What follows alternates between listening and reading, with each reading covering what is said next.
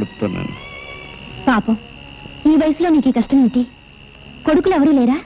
లేకేమమ్మా, సెట్టంత కొడుకు కళ్ళ ముందే ఉన్నాడమ్మా. ఓహో, ఇలా నువ్వు కష్టపడుతుంటే అతను ఏం చేస్తున్నట్టు? మా బరువునాడు మోస్తాడని ఆశపడ్డాను, కానీ ఆడి బరువును ఇప్పుడు నేను మోస్తున్నానమ్మా. కన్న తల్లిని తండ్రిని ఆదుకొని మనిషి వాడు మనిషేనా?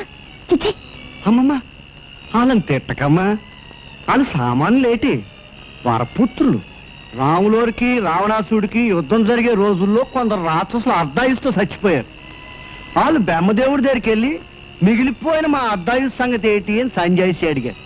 లోకాలు ఖాళీ లేవు, కలికాలంలో ఇంటింటికో నా కొడుకుగా పుట్టి అమ్మని బాబుని పీకు తినేండేసా అని చెప్పాడు. వీళ్ళు పుట్టి పీకు తినేస్తున్నారు.